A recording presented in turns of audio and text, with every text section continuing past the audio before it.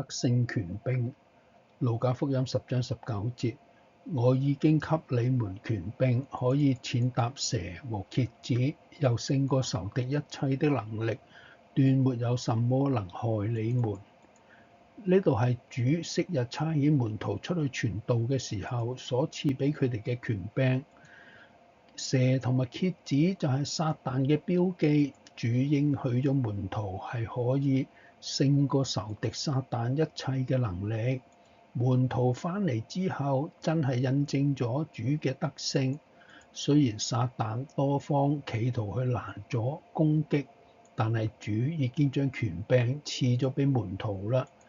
親愛嘅弟兄姊妹，門徒昔日尚且經歷咗主嘅權柄同埋得勝，何況今日主已經復活升天，父已經賜咗俾佢嗰個超乎萬名之上嘅名啦。所以我哋有咗主，仲怕乜嘢呢？自從你相信接受耶穌做你嘅救主，呢一位得勝嘅主已經藉住聖靈住喺你裏面。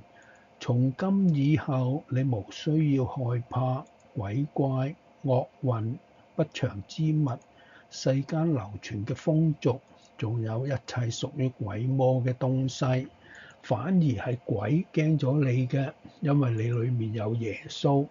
仲有，如果你出去傳揚福音，千萬唔好有任何嘅懼怕，擔心撒旦嚟攻擊。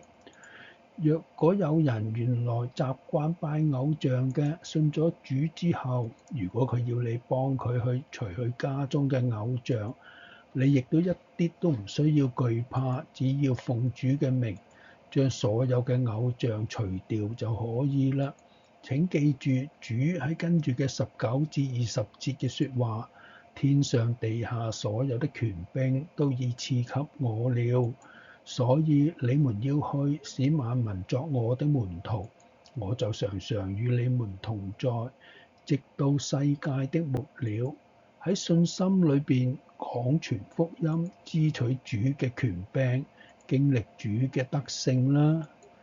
主啊，感謝你已經將踐踏蛇蠍、勝過仇敵一切能力嘅權柄賜咗俾我。亦都感謝你嘅靈住咗喺我裏面，令我唔需要再去懼怕黑暗嘅權勢。